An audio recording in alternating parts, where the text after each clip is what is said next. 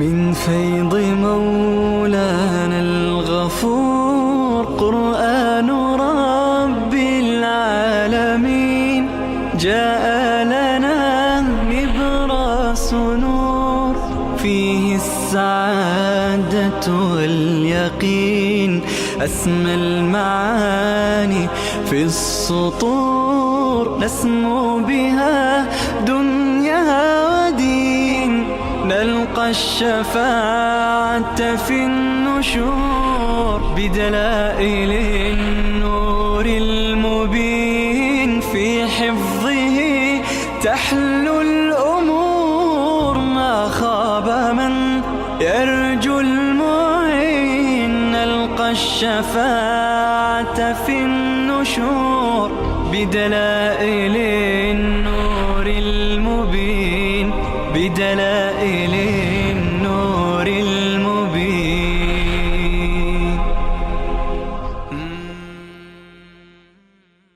أعوذ بالله من الشيطان الرجيم.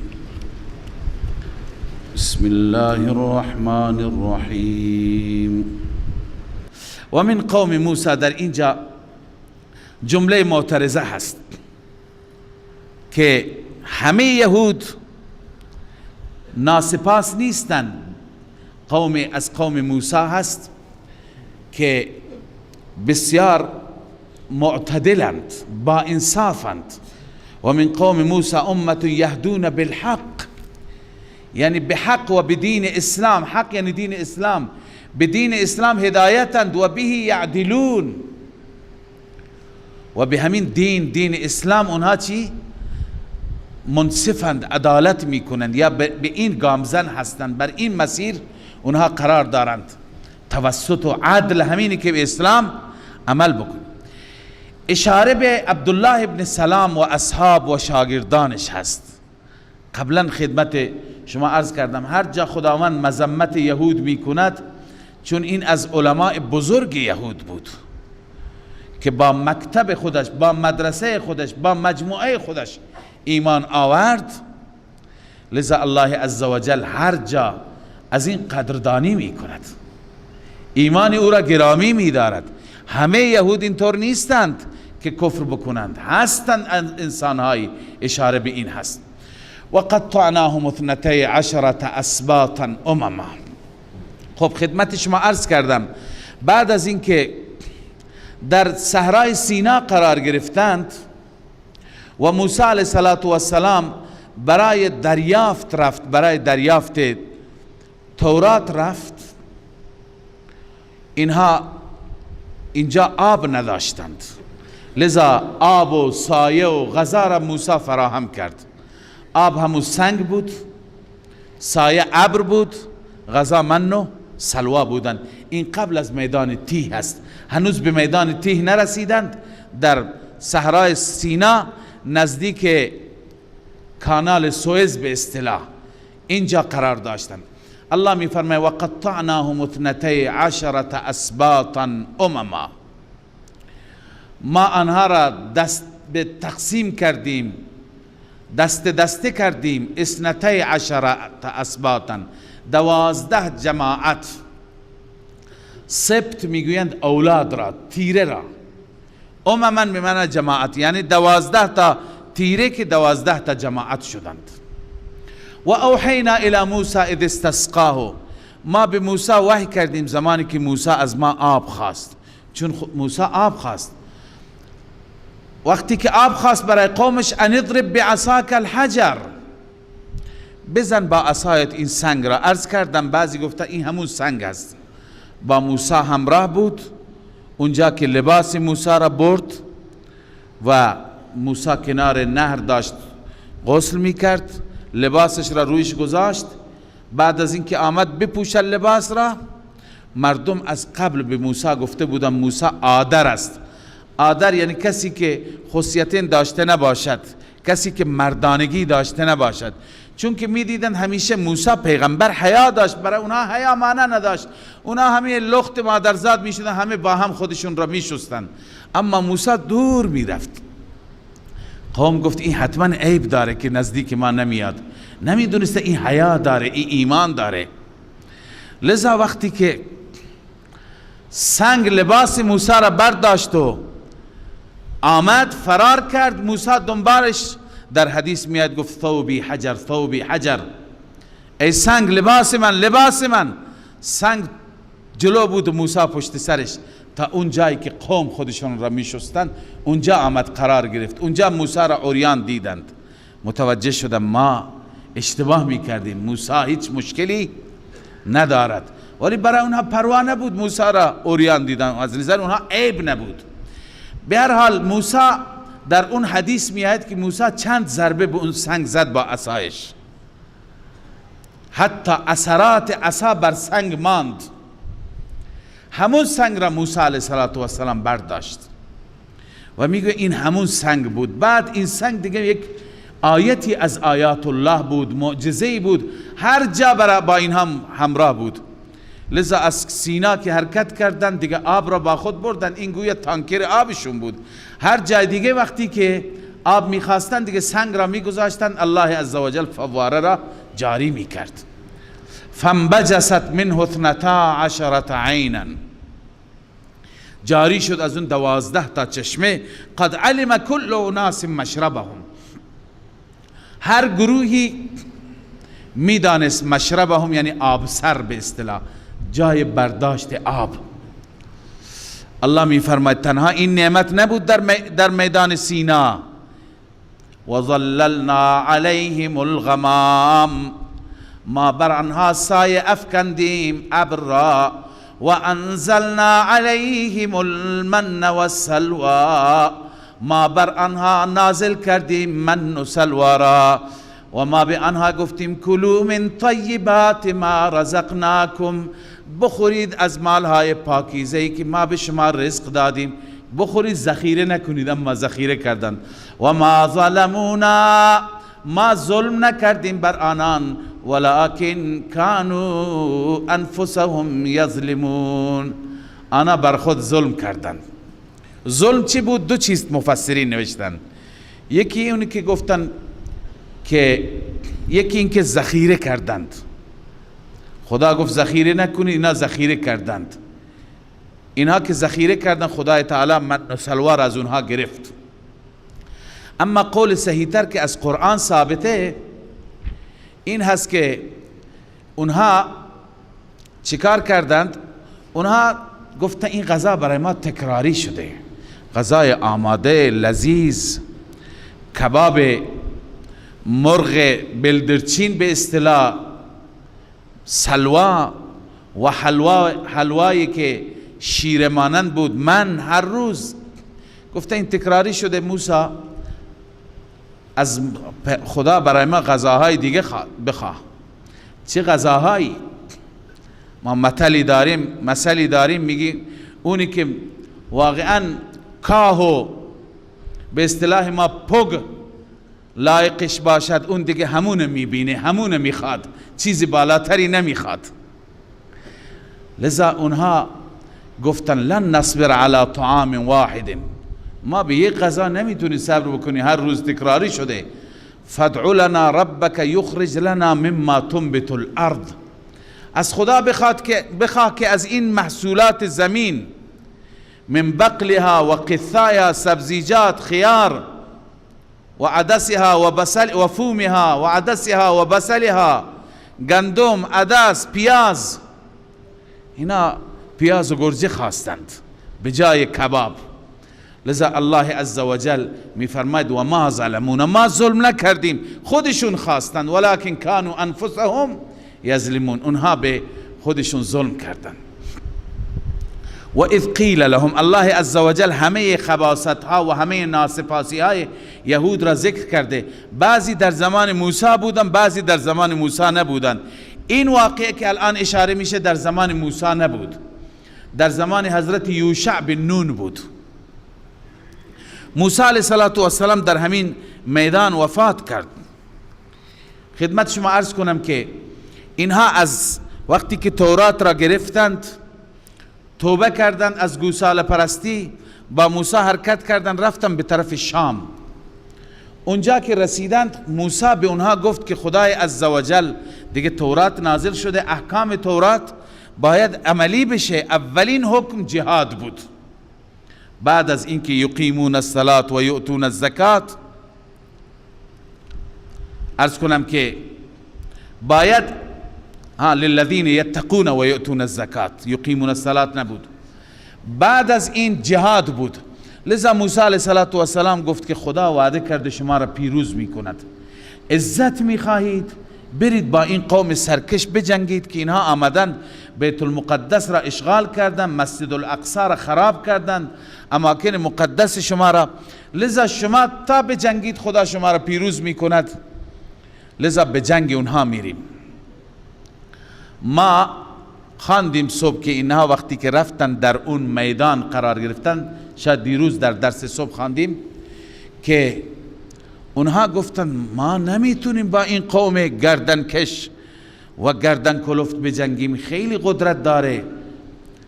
به موسی گفتن فذهب انت و ربک فقاتلا، شما و پروردگارت برو شما بجنگید، ما اینجا نشستیم فتح کردید، ما را بگو بیا ما میایم تو شهر. لذا ما اهل جنگ نیستیم.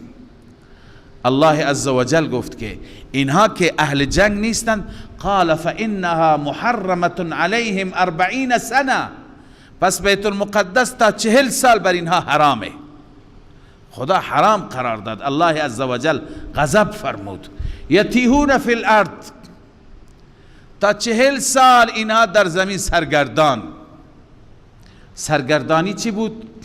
بنده قبلا توضیح دادم، بازم توضیح میدم که مفسرین گرچه نوشتن صبح حرکت میکردن میرفتن شب همون جای اول بودن، نه اونها اراده نداشتن برن، کجا حرکت میکردند. منظور از سرگردانی اینه که اونها دستشون به هیچ جا بند نبود، نه حکومتی داشتن، نه شغلی داشتن، نه زمینی داشتن، نه خانه‌ای داشتن، سرگردان بودن. خدای عزوجل گفت تنها راه سرگردانی اینه که جهاد بکنید. جهاد عزت میاره، جهاد بهتون حکومت میده، به شما پیروزی میده، همه چیز به شما میده. اگر جهاد نکردید دیگه همینجا بشینید سر به سر تا بپوسید و بمیرید. لذا اینها همینجا ماندن تو این میدان، نتونستن برند. آخر به موسی گفتن که ما کشاورزی میخوایم. الله تعالی فرمود اهبطوا مصرا، برید کنار یک شهری، برید اونجا برای مردم مزدور مردم باشید، برای مردم کار کنید، یه چیزی بخورید، یه چیزی به مردم بدید، اونجا کشاورزی کنید، ولی به شما حکومت نمیدیم، به شما دیگه عزت نمیدیم، به شما دیگه نعمت نمیدیم تا زمانی که خودتون جهاد نکنید. ببین الله عزوجل به ما نعمت میده، عزت میده، ولی ما باید اقدام کنیم. ما سربلندی دینمون را میخوایم، باید تبلیغش بکنیم، باید به خاطر اعلای دین ما بجنگیم، ننشینیم فقط بنشستن. اگر اکتفا کردیم، رسول الله در مسجد النبی می نشست دعا می کرد، نمی آمد به میدان بدر دعا نمی کرد. باید مسلمانان مثل یهود بی همت نباشند، مثل یهود خانه‌نشین نباشند، برای دین باید زحمت بکشند، همونطور که برای دنیا زحمت میکشند. اگر میخوان دین به پیش بره، باید قربانی بدن، باید مجاهده بکنن، باید تشکیل بشن، باید برن بلاد دیگر نماز را احیا کنن، تعلیم را احیا کنن. اشکالی نداره، هر مشکلی برایشون میاد بیاد. خب از اینها بهتر نیستن که خدای عزوجل میخواد باید در راه من کشته بشید. این قانون الله تعالی خودش میتونه، ولی الله دنیا را بر اسباب گذاشته، به من و شما گذاشته. لذا الله فرمود که شهر میرید، برید اونجا کشاورزی بکنید، بیل بزنید، اون پیاز و گرجهتون محصولتون از زمین استخراج کنید. اما اگر عزت میخواید جهاد نکردند. موسی علیه السلام در همین عرصه وفات کرد، هارون علیه السلام وفات کردند. اینها همه یکی بعد از دیگری مرد. این نسل از بین رفت، نسل جدید جوانها آمدند. این زمان الله عزوجل پیغمبر یوشع را گذاشت. یوشع علیه السلام گفت که میخواهید بجنگید، جهاد کنید، آماده باشید، تا اینکه خدای عزوجل وعده داد، وعده فتح است به شرطی که جهاد. این نسل جدید رفتن به جهاد، رفتند و جنگیدند، عمالقه را شکست دادند، بیت المقدس را فتح کردند بعد از همون 40 سال. اما اینها اولاد همونها بودند. در ناسپاسی، ناشاکری، خدای عزوجل به اینها گفت الان که بیت المقدس فتح شد، وقتی که وارد مسجد شدید، وارد مسجد الاقصی شدید، با تعظیم، با احترام، با تواضع، با فروتنی، اولا که در حالت سجده برید، بعدا از رب مغفرت بخواهید، قولوا حطة، خدای بخشش میخواهیم. بنده مثال عرض کردم، تشبیه دادم که ما امروز به مسجد الحرام، به بیت الله العظام وقتی میریم، همین دستور است. به ما دستور رسیده که ما با این لباس، با این پالتو، با این قبا و با این عمامه نریم. پادشاه با لباس فاخرانه نره، امیر صاحب با لباس امارت نره، تمام یک لباس باید بریم، کفن پوش باشیم، با لباس احرام بریم. رئیس جمهور باشد هم باید با همون لباس بره، کارگر ساده باشد هم باید با همون لباس. این تواضع هست، چیزی که خدا به اونها دستور داده به ما هم دستور داده. اونجا خدا گفت این کلمات را بگید، حطة، خدای بخشش، از خدا بخشش بخواهید. ما هم همون کلمات، لبیک اللهم لبیک، خدایا به دربار تو حاضر هستیم، خدایا دعوت تو را لبیک گفتیم. لذا وقتی که میریم ابتدا خانه کعبه را میبینیم، دعا میکنیم، آداب را نه، موقع اجابت دعا هست، دعا میکنیم، بعدا شروع میکنیم طواف را، شوط را. الله تعالی نصیب بگرداند. لذا هر جا یک ادبی دارد، یک احترامی دارد. الله عزوجل فرمود که شما وقتی که وارد مسجد الاقصی میشید این گونه وارد بشید. اما اونها نه، اونها به جای اینکه سجده بکنند با سرکشی رفتند. بعضی میگند دنده عقب رفتند، عقب رفتند، میخواستند نافرمانی بکنند. به جای حطة حنطة گفتند. حنطه به معنی گندم، حنطة فی شعرة، گندم در پوستش هست، مسخره کردند. لذا الله عزوجل میفرماید ما اینها را به عذاب دیگه گرفتار کردیم. و اذ قیل لهم اسکنوا هذه القریه، زمانی که گفته شد به بنی اسرائیل در زمان یوشع، اسکنوا هذه القریه، سکونت کنید در این شهر، در اریحا بیت المقدس، و کلوا منها حیث شئتم، بخورید از میوه‌هایش، از نعمتهایش هر جا که خواستید. اون منطقه شام، میگه عروس خاورمیانه، سرسبز، هر چیز الله عزوجل از نعمتها گذاشته. و قولوا حطة، یعنی مسئلتنا حطة، این شکر زبانی هست. وقتی این نعمتها را میخورید هم شکر زبانی کنید هم شکر بدنی. و قولوا حطة، بخشش بخواهید، بگویید خدایا بخشش، خدایا بخشش. و ادخلوا الباب سجدا، این شکر بدنی. وارد خانه بشید، وارد در بشید، سجده کنان. وقتی که وارد مسجد شدید اول تعظیما سجده بکنید. اگر این کار را کردید، نغفر لکم خطیئاتکم، ما می بخشیم تمام خطاهای شما را، و نه تنها خطاهای شما را، سنزید المحسنین، ما می افزاییم در مخلصین، یعنی اجر و پاداش بیشتر میدیم به نیکوکاران یا به مخلصین. اما عناد قوم را ببین، الله می فرماید فبدل الذین ظلموا منهم، تبدیل کردند آنانی که ظلم کردند، ظالمها، ناشاکرها، تبدیل کردند از آنان، قولا غیر الذی قیل لهم، به سخنی غیر از آن سخن که گفته شده بود. مشرکین مکه هم عوض کردند. الله از اونها ناراض شد. الله فرموده بگویید که لبیک اللهم لبیک لا شریک لک لبیک. اینها گفتن لبیک اللهم لبیک لا شریک لک لبیک الا شریکا تملکه و ما ملک.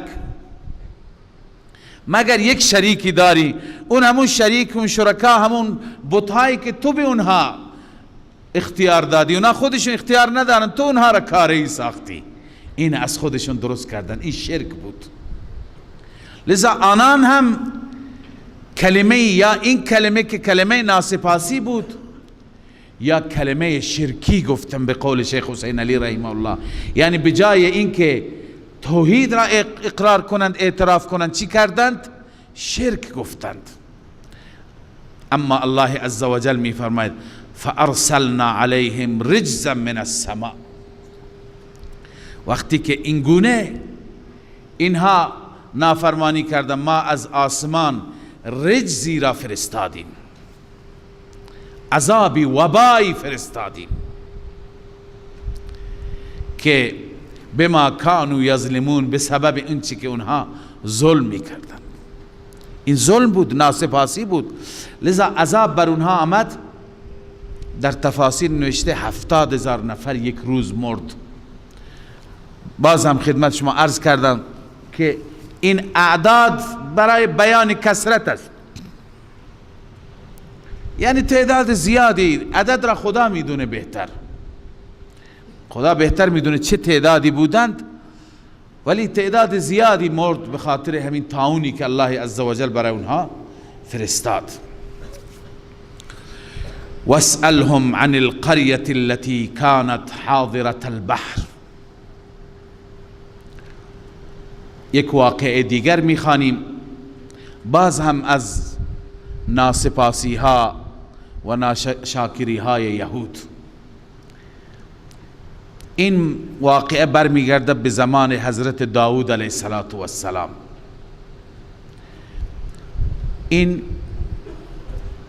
این بنی اسرائیل که اینجا ذکرشون شده در روستایی بودن، در شهری بودن به نام ایله یا ایله. این ایله بین کوه تور و بین مدین در کنار دریا بود، بین مدین و بین تور، در یک روستای اینها اونجا زندگی می کردند و اینها کارشون ماهیگیری بود. معمولا اهل دریا و ساکنان دریا بیشترین شغلشون ماهیگیری هست. اما الله عزوجل که روزی را برای اینها مقدس قرار داده بود، اون روز شنبه بود. اونها در اون روز می دیدن ماهی زیاده، همه ماهی ها سر آب که با دست می گرفتی هم گرفته می شد. روزهای دیگه اینا هرچی منتظر می شدند ماهی گیر نمی آمد. لذا اینها چیکار کردن؟ گفتن بیا حیله می کنیم. حیله کردند، حوضچه‌ای درست کردند. بعضی تفسیرها نوشته بود که شیطان آمد و به اینها این راه را نشان داد. یه حوضچه‌ای درست کردند کناره دریا، هر یکی برای خودش حوضچه درست کرد و جوی از دریا. روز شنبه که ماهی فراوان بود، ماهی ها را هدایت می کردند، ماهی ها را اشاره می کردند، ماهی ها را می زدند که از اون جو برن به طرف حوضچه. ماهی ها می رفتند، وقتی که اون حوضچه پر از ماهی می شد راه را می بستند، آب را می بستند. دیگه ماهی اونجا تو حوضچه بود، می گفتند دیگه شنبه هست، جایز نیست برای ما چی بکنیم؟ شکار بکنیم، فردا میاییم. لذا فردا که یک شنبه اجازه بود می آمدند و شکار می کردند. یه حیله درست کرده بودند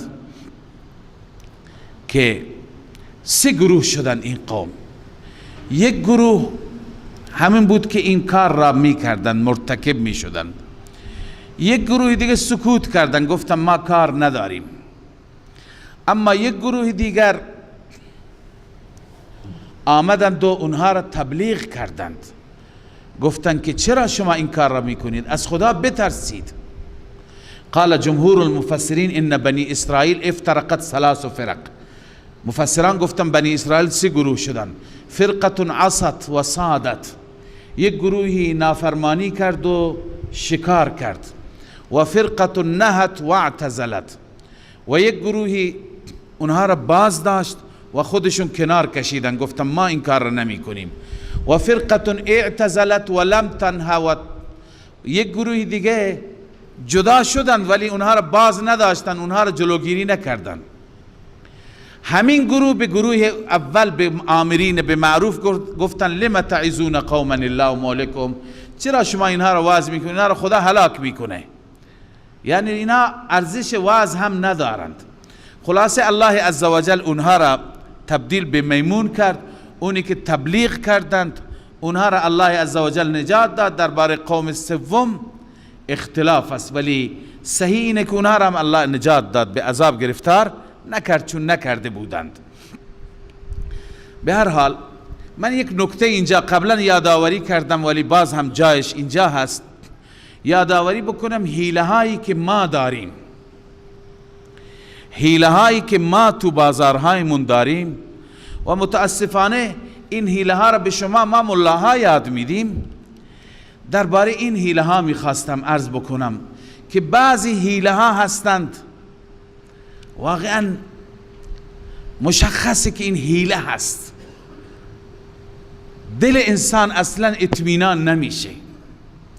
و بعضی حیله ها خب حیله های خارج شدن از حرام اشکال نداره. مثلا شما از کسی میخواهید که وامی بگیرید 10 میلیون تومان، این به شما نمیده وام، بعد از 4 ماه بهش 10 میلیون بده، اون ضرر میکنه، اون اقتصادی فکر میکنه، میگه که من با این 10 میلیون تومان تا 4 ماه دیگه 2 میلیون کار میکنم.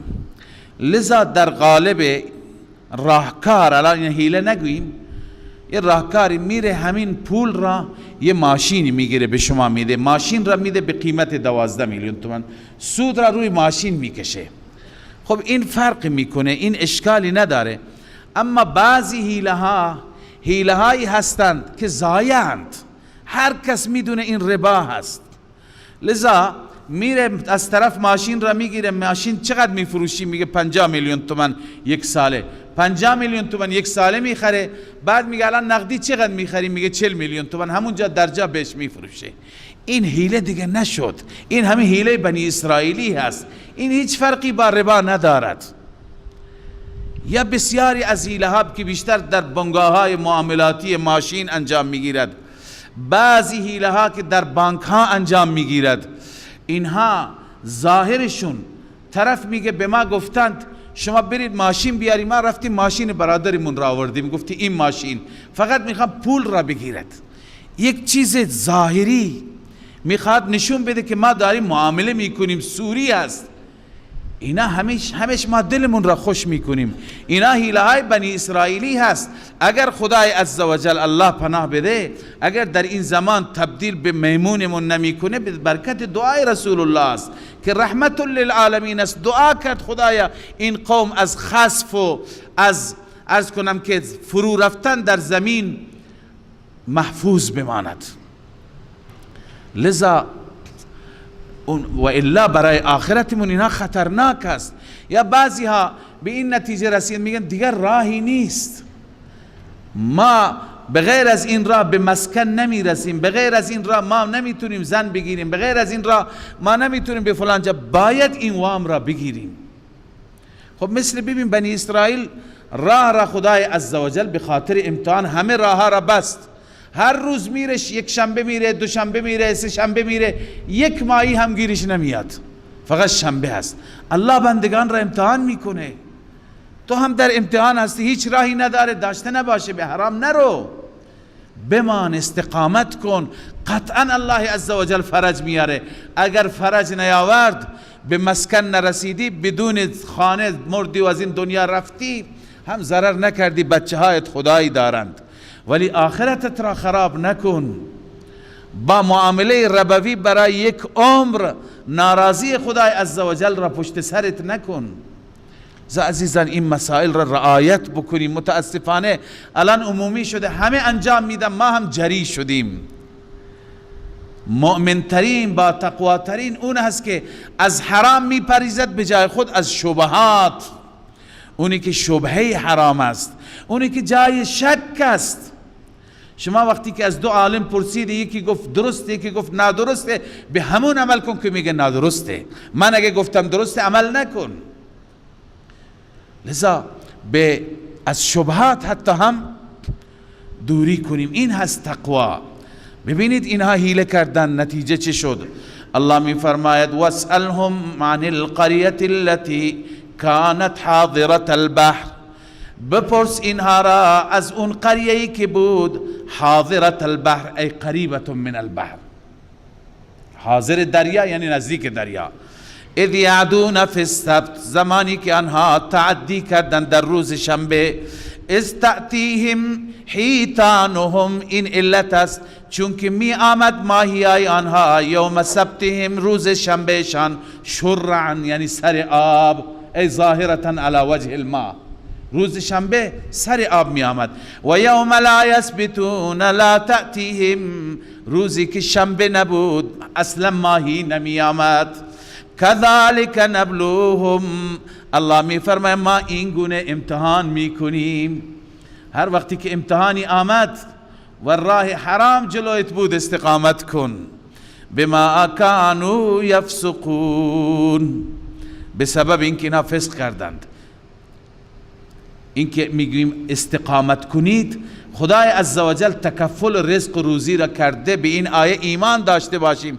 و ما بالدابة فی الارض الا علی الله رزقها، هیچ دابه حتی نیست مگر بر الله رزقش هست. دابه را، تمام حیوانات را، تمام ماهی ها را الله رزق میده.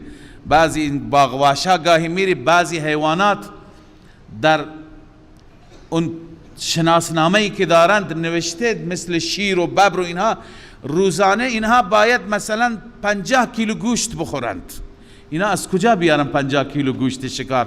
خود شما فکر کنید اینا تو این جنگل ها خدا از کجا به اونها میده؟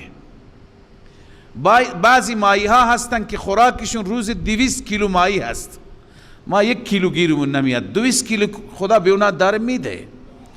پس الله وقتی که به دابه میده، به هر موجود زنده میده، من و تو هم انشاءالله از گرسنگی نمیمیریم، نرویم به طرف معاملات ربوی. لذا الله می فرماید و اذ قالت، ببخشید، كذلك نبلوهم بما كانوا يفسقون، به همین خاطر ما آنها را امتحان کردیم به سبب فسقشان، چون که اینها قوم فاسق بودند، فسق پیشه بودند. الله عزوجل این گونه سخت امتحان کرد، یا این طرف برند یا اون طرف. و اذ قالت امة منهم، زمانی که گفت گروهی از آنان، این گروه همون گروهی بود که نه ماهی را شکار کردند نه وعظ کردند، به بقیه دعوتگران و واعظان گفتند. چی گفتند؟ لم تعظون قوما الله مهلكهم او معذبهم عذابا شدیدا، چرا شما موعظه میکنید با قومی که خدا اونها را هلاک میکند یا خدا اونها را عذاب شدید میده؟ چرا شما موعظه میکنید؟ اونها جواب جالبی دادن. این جواب برای من و شما باید درس باشد. قالوا معذرة الى ربكم، ما هم میدونیم اونها حرف شنوی ندارن، مگه اونها مسئله را نمیدونند؟ ولی ما فقط به خاطر اینکه پیش ربمون عذر داشته باشیم، فردا رب بگه چرا تبلیغ نکردی، بگیم خدای تبلیغ کردیم. ببینید خیلی از منکرات هستند در جامعه ما انجام میگیرند و ما باید که به سهم خودمون تبلیغمون را داشته باشیم. میدونیم این آقا قبول نمیکنه، نکنه، ولی من پیش خدا بری الذمه میشم. حضرت شیخ خدای عزوجل نگهدارش باشه، یک وقتی یک نامه نوشت به مسئولین بالای مملکت درباره یک موضوعی، احساس کرد یک موضوعی داره نسبت به ملت ظلم میشه. یکی از علما و اهل جلسه گفت فایده نداری این نامه رو بنویسیم، کی هست که گوش کنه؟ مولانا همین آیه را خواند، گفت معذرة الی ربنا، اگر قبول نکردند توان ما همینه، ما منویسیم که این ظلم، این کار را نکنید. قبول کردن، اگر نکردن ما حداقل سکوت نکردیم، ما خیرخواهیمون را به اونها رسوندیم. لذا الان تک تک ما وظیفه داریم. هر وقتی میبینیم یک قانونی هست، یک جای ظلمی انجام میگیره، یک اداره‌ای هست که واقعا داره ستم میکنه، داره دزدی میکنه، داره فلان حق را اجحاف میکنه، فقط برای علما منتظر نباشید. تک تک شما وظیفه دارید. اونی که تحصیل کرده است، اونی که قلمی بلد هست، نوشتنی بلد هست، بنویسید به جاهایی که مربوط است. بنویسید آقا اینجا داره این جنایت انجام میگیرد، جلوش را بگیرید. اگر گرفتن، اگر نگرفتن حداقل ما معذرة الی ربنا این کار را انجام دادیم، از گردن ما ادا شد. پس باید هر کس از ما احساس مسئولیت داشته باشد درباره همه منکرات، چه منکراتی که به صورت فردی انجام میگیرد، چه اجتماعی انجام میگیرد، چه به صورت دولتی گاهی منکرات انجام میگیرد. یعنی یک قانونی هست یا قانون نیست، اما اهل یک اداره از خود سلیقه‌ای را اعمال میکنند، بر مردم ظلم میکنند، بر مردم ستم میکنند. باید ما به نوعی خیرخواهی خودمون را به اونهایی که زیربط هستند برسونیم. قالوا معذرة الی ربکم.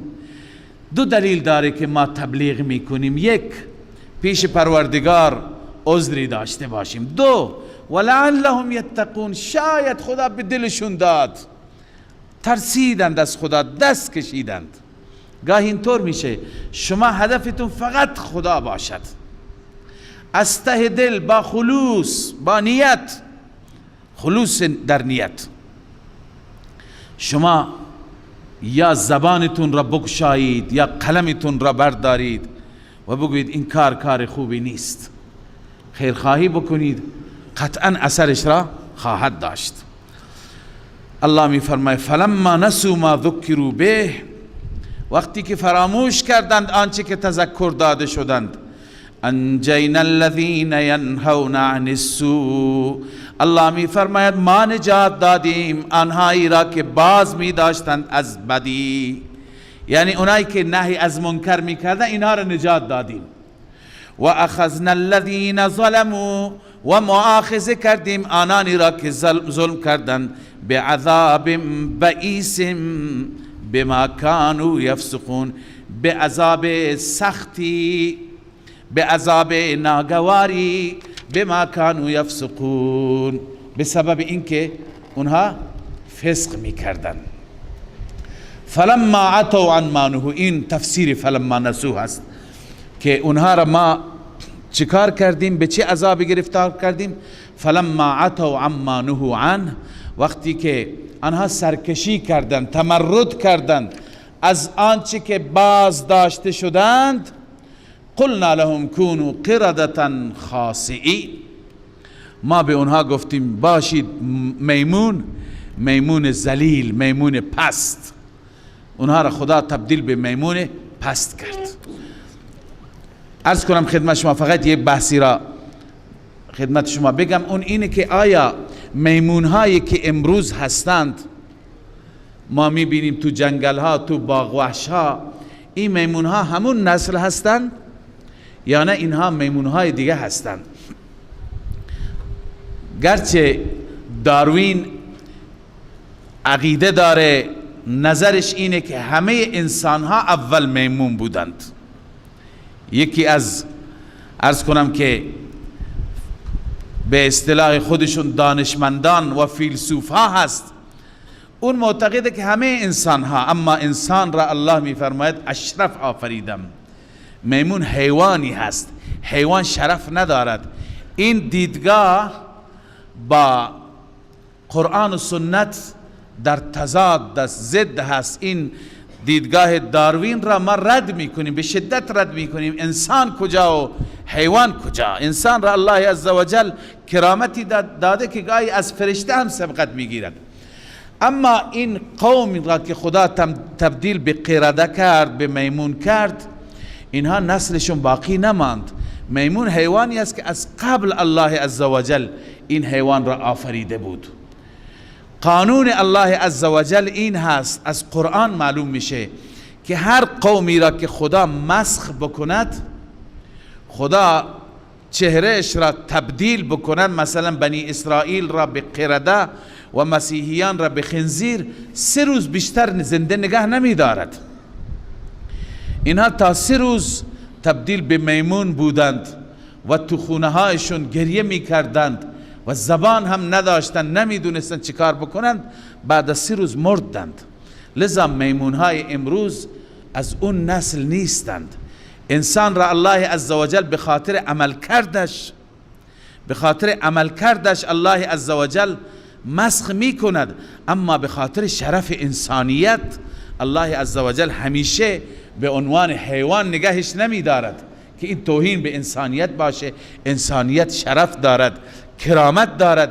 انسان هست که با عمل بدش او را چی می کند؟ ذلیل می کند. و اذ تأذن ربک لیبعثن علیهم الى یوم القیامه من یسومهم سوء العذاب إن ربك لسريع العقاب وإنه لغفور رحيم وقطعناهم في الأرض أمما منهم الصالحون ومنهم دون ذلك وبلوناهم بالحسنات والسيئات لعلهم يرجعون. در آیات گذشته درباره نقض عهد و پیمان شکنی بنی اسرائیل خواندیم که بنی اسرائیل در تمام مراحل زندگی پیمان شکن بودند. هر جا با انبیا هماهنگ نبودند، انبیا را اذیت می کردند. از سیدنا موسی علیه السلام گرفته تا بقیه انبیاء بنی اسرائیل و تا سیدنا عیسی و بسیاری از واقعات و داستانها و جریاناتی که بیانگر نقض عهد، بیانگر پیمان شکنی اونها بودند را خواندیم. حال در این آیه، اولین آیه که تلاوت گردید، خداوند تعالی تخویف دنیوی بیان می فرماید. تخویف دنیوی یعنی از عذاب دنیا اونها را بیم می دهد که با این پیمان شکنی، با این نقض عهد، با این رویه‌ای که دارند، هر جا مخالف انبیا، هر جا مخالفت با دعوتگران توحید، لذا آیندهشان آینده خوبی نخواهد بود. در آینده تا زمانی که بر همین روش بمانند، تا زمانی که ادامه بدهند همین مسیر کج را، مسیر مخالفت با اهل حق را، تا اون زمان همواره اینها به عذاب خدا و به گرفتاری ها در دنیا مواجه خواهند بود. تکلیف آخرت که مشخصه، هر کسی که مخالف اهل حق باشد، دعوتگران توحید باشد، انبیاء خدا باشد، چه نتیجه‌ای برای او دارد. لذا الله تعالی در این آیه می فرماید و اذ تأذن ربک، زمانی که رب اعلام فرمود. به که اعلام فرمود؟ طلاب بنویسن به واسطه انبیاء بنی اسرائیل. این اعلام به وسیله انبیاء بنی اسرائیل به بنی اسرائیل شد، به فرزندان اسرائیل اینگونه اعلام شد که لیبعثن علیهم الی یوم القیامه من یسومهم سوء العذاب، به خاطر این نقض و عهد شکنی ها حتما بر آنها الله تعالی خواهد فرستاد کسانی را که تا قیامت کسانی را الله می فرستد، کسانی که اونها را بچشانند بدترین عذاب. یعنی در طول تاریخ تا قیامت کسانی در تمام تاریخ کسانی را الله عزوجل مبعوث می کند که به بنی اسرائیل را شکنجه بدهند، اونها را عذاب بدهند، بدترین عذاب، مثل قتل، مثل اسارت، مثل جزیه گذاشتن، مثل جلاوطن کردن و اونها را از شهرشان از ملکشان بی خانمان کردن در طول تاریخ خواهد بود و این بوده. این در تاریخ گذشته ما شاهدیم، تاریخ شاهد هست که سختترین روزها را یهودی ها داشتند. امروز که یهودی ها ادعای مظلومیت می کنند، چون در هر عصری در هر دوری هر گروهی آمده، هر پادشاهی آمده، عام از مسلمان و غیر مسلمان، مسیحیان مسلمانان، این دو گروه همیشه بر بنی اسرائیل بر یهود تاختند. جریاناتی که برای یهود و هولوکاست هایی که برای یهود اتفاق افتاد که یهودی ها قتل عام شدند، اینها تمام در واقع این وعده الهی هست که اینها دل اهل حق را، دل انبیا را شکستند، انبیا را شهید کردند و در طول دوران اینها به عذاب خدا گرفتار شدند. ان ربک لسریع العقاب و انه لغفور رحیم. بدون شک رب تو و پروردگار تو زود عذاب میگیرد، عذاب میدهد و الله عز وجل غفور رحیم هست. سریع العقاب لمن عصاه و غفور رحیم لمن اطاعه. هر کسی که او را اطاعت کند او را میبخشد، اما هر کسی که مثل یهود نافرمانی کند، عصیان کند، خدای عز وجل سخت او را گرفتار می کند، چنانچه یهود گرفتار شدند. امروز اگر یهود حکومتی تشکیل داده، یهود محکم چسبیده به مسیحیان، به غرب، به اروپا، به امریکا، به اونهایی که بین یهود و بین اونها بدترین اختلافات است. امروز کسانی را یهود به کسانی متوسل شده که معتقد است پیامبر اونها، فرستاده اونها، که اونها پیامبر هم نمیدونند، اونها خدا میدانند، عیسی مسیح را مسیحیان خدا میدانند. یهود معتقد است العیاذ بالله اون عیسی فرزند حرام است. یهود به اون عیسی و به مادر اون عیسی تهمت زد. یعنی بدترین اختلاف فکری و عقیدتی بین یهود و مسیحیان است. بین ما و مسیحیان، بین ما و یهودیان نیست. ما سیدنا موسی را پیامبر خدا میدانیم، عزیر را پیامبر خدا میدانیم، عیسی را پیامبر خدا میدانیم، اما اونها اختلافاتشون خیلی عمیق است. اختلافات فکری عقیدتی خیلی خطرناک است. عیسی که یهودی ها اون را فرزند حرام میگویند، مسیحیان میگویند اون خداست یا جز خداست. ان الله هو المسیح ابن مریم، ان الله ثالث ثلاثه. معتقدند که خداوند همون مسیح. این همه اختلاف ولی امروز در کنار هم قرار گرفتند به خاطر اینکه اولا مسیحیان از این حکومت به عنوان یک ابزار برای اهداف خودشون استفاده می کنند در میان مسلمانان در خاور میانه و این حکومت را یه اهرم فشاری بر مسلمانان گذاشتند تا بر مسلمانان فشار بیاورند. لذا این بازیچه و آله دست اونهاست. برای لحظه‌ای وقتی که حکومت آمریکا و نظام آمریکا حمایت خودش را کمرنگ می کند، تمام سردمداران اسرائیل به دست و پا می افتند، فوراً سفرها شروع میشه، مذاکرات آغاز میشه تا حمایت ها را دوباره جلب کنند. میدونند که ذره بدون حمایت اونها در این خاورمیانه تاب نمیارند، عددی نیستند از نظر جمعیت، از نظر قدرت در مقابل مسلمانان.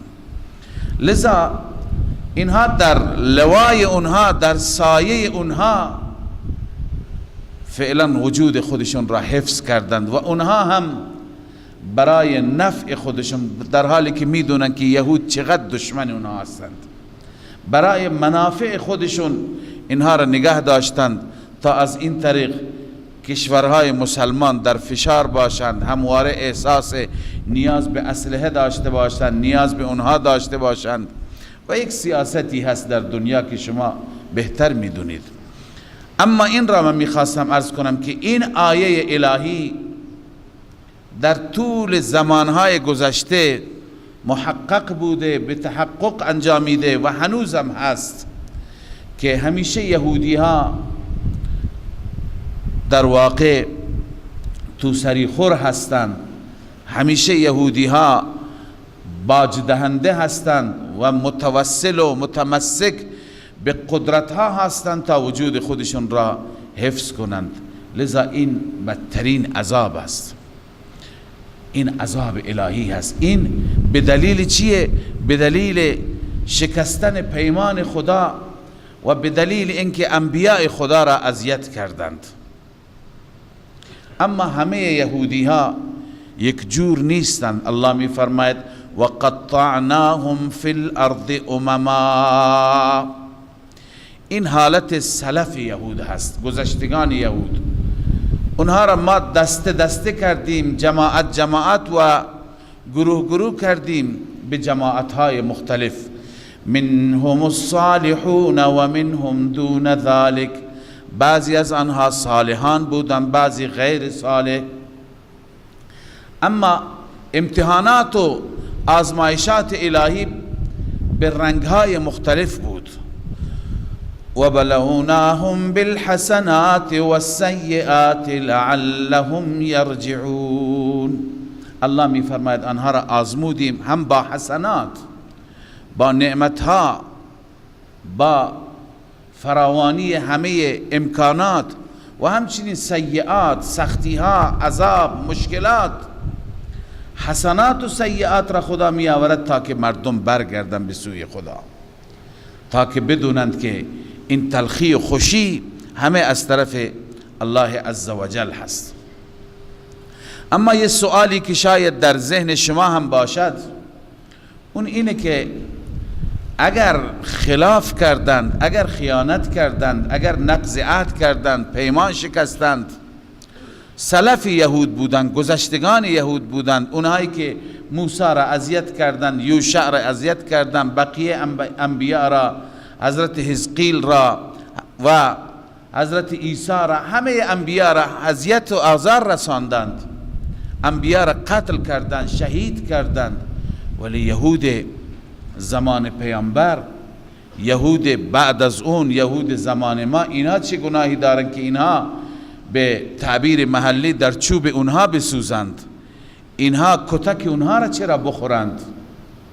اینها چه مشکلی دارند؟ ببینید یهود بعدی وقتی که آمدند سلف خودشون را تایید می کردند، سلف خودشون را تعریف و تمجید می کردند، کارهای اونها را تایید می کردند و به وجود اونها افتخار می کردند و همون رویه را ادامه دادند.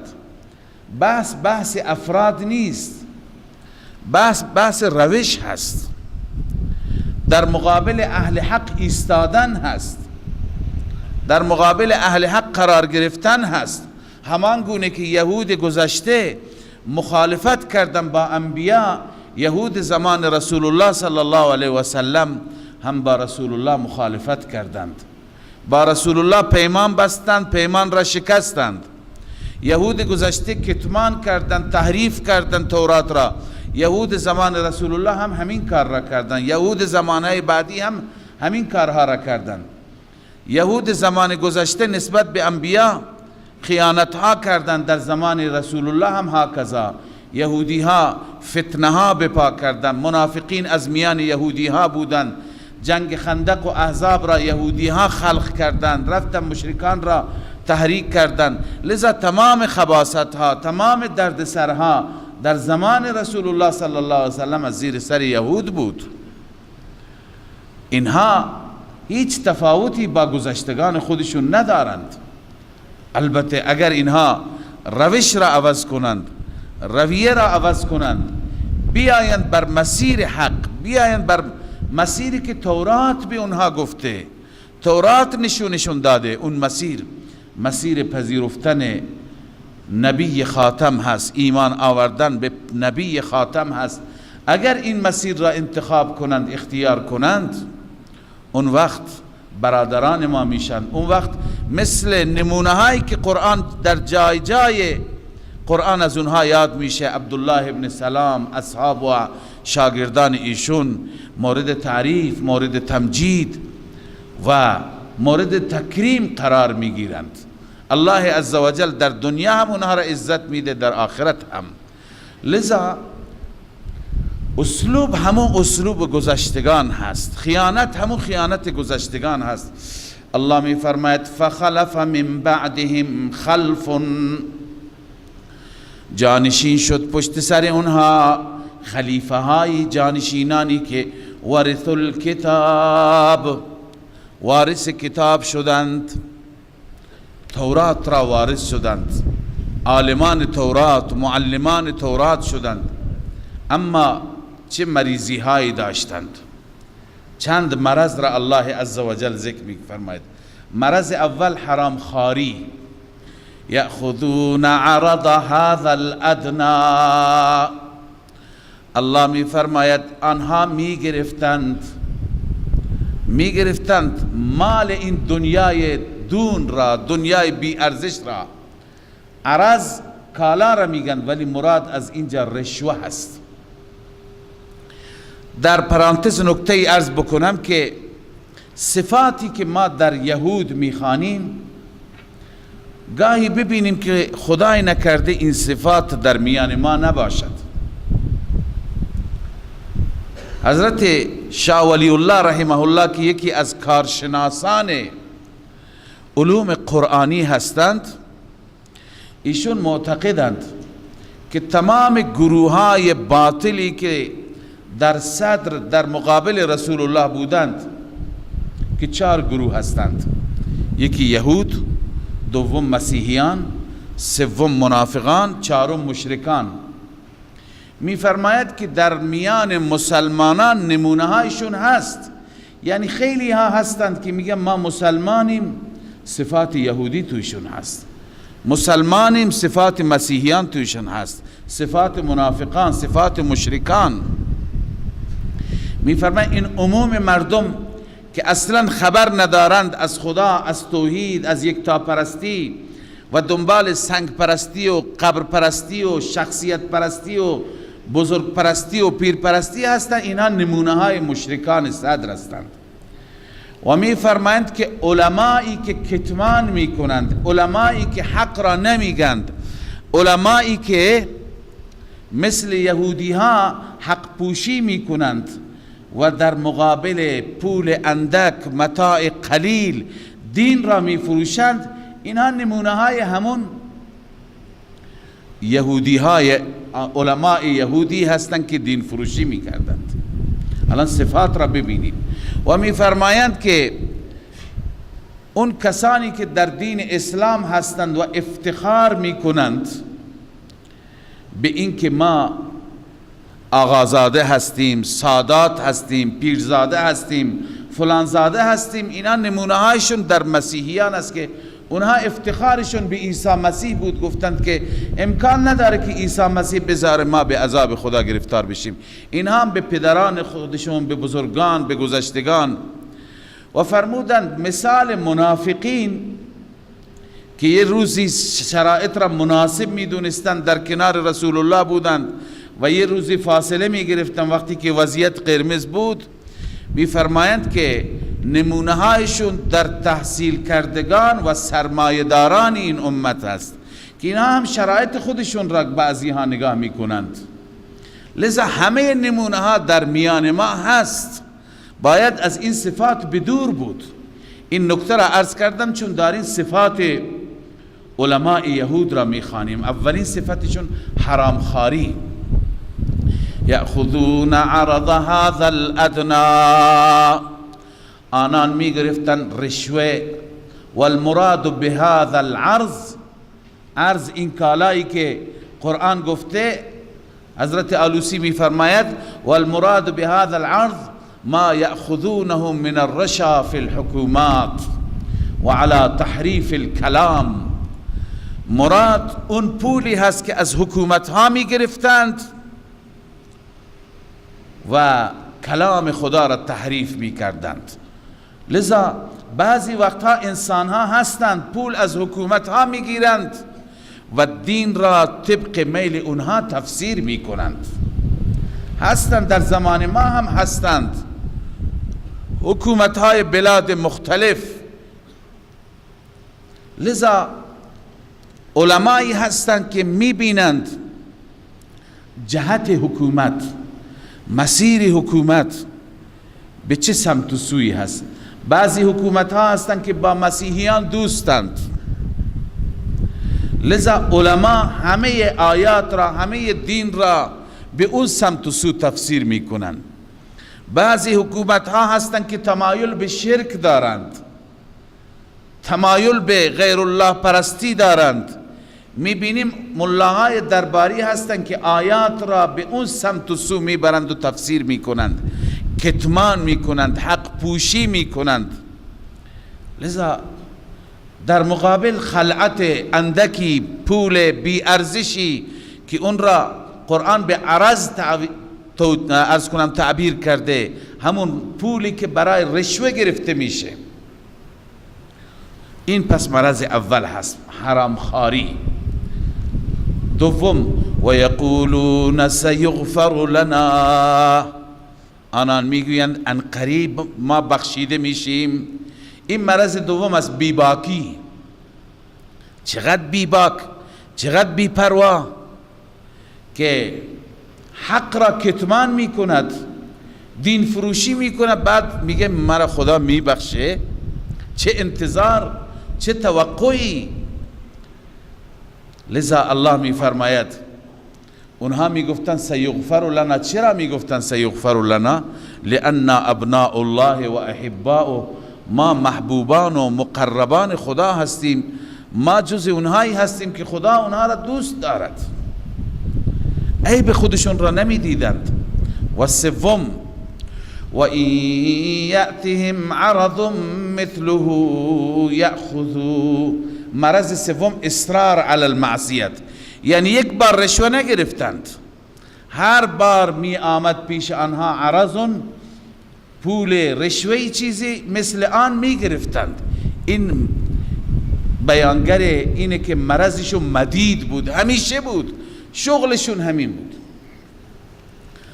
الله تعالی اکنون رد می فرماید این رویه را، مگر از اونها قول گرفته نشد، پیمان و میثاقشون نیست که بغیر از حق چیزی نگویند؟ چرا اینها حق را کتمان میکنند؟ الم یؤخذ علیهم میثاق الکتاب، آیا بر آنها گرفته نشد پیمان کتاب؟ منظور تورات است. الا یقولوا علی الله الا الحق، در تورات این پیمان از آنها گرفته شده که بغیر از حق چیزی نگویند. و درسوا ما فیه، آنچه که در تورات، مطالب تورات را یاد بگیرند و یاد بدهند به مردم. و باز الله تعالی در بعد از رشوه موضوع تزهید من الدنیا را بیان می فرماید، یعنی باید واقعا نسبت به دنیا اینقدر رغبت نداشت، نباید اینقدر ما دنیا را دوست داشته باشیم که به خاطر دنیا دین را زیر پا بگذاریم، به خاطر دنیا رب را ناراضی کنیم. الله می فرماید والدار الاخرة خیر للذین یتقون، دار آخرت بهتر است برای متقیان، برای کسانی که یتقون، اجتناب میکنند، دوری میکنند از این نوع عقاید و اعمال، از این نوع عمل کردها. افلا تعقلون، آیا خرد ندارید؟ فکر نمی کنید؟ از عقل کار نمیگیرید که اون زندگی از این زندگی به مراتب بهتر است؟ این زندگی چند روزه هست، اینجا رشوه میگیری، اینجا دین فروشی میکنی، زود پایان میپذیرد. والذین یمسکون بالکتاب و اقاموا الصلاة. اما اینجا بشارت است، همه اینجور نیستند. الان خواندیم منهم الصالحون و منهم دون ذلك. بعضی ها به کتاب خدا عمل میکنند و بر اعمالی که کتاب اشاره دارد راهنمایی میکند به اون اعمال پایبندند. الله میفرماید این نوع افراد را ما ضایع نمی کنیم. والذین یمسکون بالکتاب، کسانی که به کتاب چنگ زدند، و اقاموا الصلاة، و نماز را برپا می‌دارند. یمسکون بالکتاب اصلاح عقاید است و اقاموا الصلاة اصلاح عمل است، یعنی هم عقیده شان درست هم عملشان درست. الله می فرماید انا لا نضیع اجر المصلحین، ما ضایع نمیگردانیم اجر چنان مصلحان را. و اذ نتقنا الجبل، خدای عزوجل در این آیه به جریان دیگر اشاره می کند، به جریان کوه تور که بر سر یهود گذاشته شد. خدمت شما دیروز عرض کردم که یهود بعد از اینکه مطمئن شد و 70 نفرشان گواهی دادند که تورات کتاب خداست و به تورات عمل کردن را شروع کردند، مقداری که جلوتر رفتن گفتند که برای ما مشکله، ما نمیتونیم به تورات عمل کنیم، اعمالش بسیار سخته. حال الله عزوجل کوه تور را دستور داد به جبرائیل امین، کوه تور را از ریشه برکند. گرچه بعضی معنای کنایی گرفتند، اما جمهور مفسران معتقدند که این به معنای حقیقی است، یعنی حقیقتا کوه تور از جایش برکنده شد و روی سر یهود گذاشته شد که انه ظلة، مثل سایه بود. و ظنوا انه واقع بهم، یهود یقین کردند که الان این کوه بر ما میفته. همه به سجده افتادند، همه گفتن ما به تورات عمل میکنیم. مطلبی که قبلا هم عرض کردیم اما در جلسه صبح، در این جلسه هم اون سوال را مطرح بکنم، اون این هست که در ذهن این سوال می آید که لا اکراه فی الدین، در دین اجباری نیست، در دین اکراهی نیست. خب خدای عزوجل یهودی ها را مجبور کرد که شما باید به تورات عمل کنید، این اجبار است، این اکراه است. خدمتتون عرض کنم که تفسیر درست آیه و مراد درست این آیه این است که لا اکراه فی الدین، یعنی در وارد شدن دین اکراهی نیست، در دخول دین اکراهی نیست، در اینکه ما هر کس را با شمشیر بگیم یالا بیا مسلمان شو، اگر مسلمان نشی گردنت را میزنیم. با زور، با اجبار کسی را ما مجبور نمی کنیم که بیاد دین را بپذیرد، حتما آیین خدا را بپذیرد. خدا خودش فرموده فمن شاء فلیؤمن و من شاء فلیکفر، هر کسی میخواد ایمان بیاره، هر کسی نمیخواد کفر کنه، ولی آیندهش را هم بسمجه. انا اعتدنا للظالمین نارا، برای این گروه ما آتشی هم آماده کردیم. پس برای ورود به دین اختیار هست، حتی اگر کافر مشرک دین را نپذیرفت، تسلیم شد و به شرایطی که حکومت مسلمانان تعیین کردن پذیرفت، بر همون دین خودش میتونه بمانه، اجبار نیست. اما یک بار که به اختیار خودش وارد دین شد، پا گذاشت در این چارچوب، بعد از اون باید دستورات را اجرا کند، باید دستورات را عمل کند. مثل این هست که بگه که من میام مسلمان میشم، وارد اسلام بشه، بعدا شراب هم بخوره. نه، بعد از این که مسلمان شد شراب خورد، ضرب شلاق میخورد. عمل کردن لازمی هست، پذیرفتن دین لازمی نیست. بنده مثال عرض کردم که در یک مجموعه ای که قوانین خاصی دارد، ضوابط خاصی دارد، خب ما خارج از اون مجموعه لازم نیست که قوانین اونجا را اجرا کنیم. مثلا عرض کردم پادگان دستورات خاصی دارد، با این لباس نمیتونی وارد بشی، اونجا باید لباس فرم داشته باشی، اونجا باید کلاه به سر بذاری، اونجا باید مو داشته نباشی، اونجا نمیدونم فلان شرایط و فلان شرایط هست. خب ما که خارج از اونجا هستیم لازم نیست مقررات اونجا را بپذیریم. اما یک بار که وارد شدیم، اسممون را ثبت کردیم به عنوان سرباز اونجا، بعد از اون لازم هست، بعد از اون با اردنگی مجبور میکنن مردم همه چیز را عمل کنند. خب قوانین اونجا هست، ضوابط اونجا هست، نمی رفتی، الان که رفتی باید بپذیری. وارد یک مجموعه ای که میشه یک حکومتی هست، یک دولتی هست، برای خودش قوانینی داره. خب لازم نیست که قوانین اون دولت را اینجا که در خونه خودت نشستی اجرا بکنی. اما وقتی که ویزا گرفتی، وارد اون کشور شدی، وارد اون دولت شدی، دیگه باید هر چی که ضوابط داره، قوانین داره بپذیرید.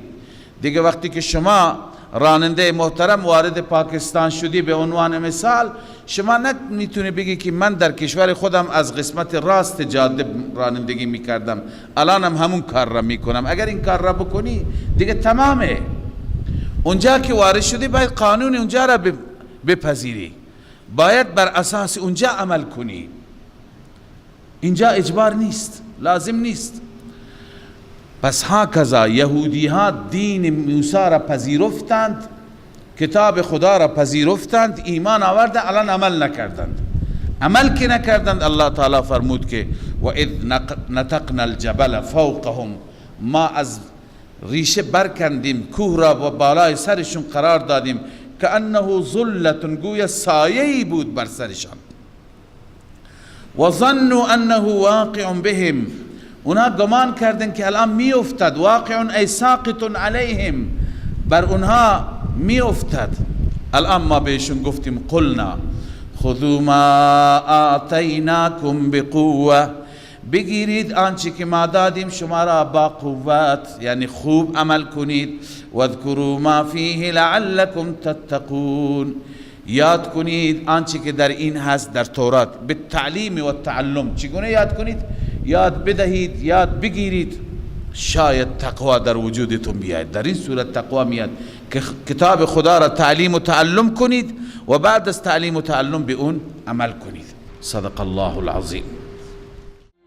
من فيض مولانا الغفور قرآن رب العالمين، جاء لنا نبراس نور فيه السعادة واليقين، أسمى المعاني في السطور نسمو بها دنيا ودين، نلقى الشفاعة في النشور بدلائل النور المبين، في حفظه تحلو الأمور، ما خاب من يرجو المعين، نلقى الشفاعة في النشور بدلائل النور المبين، بدلائل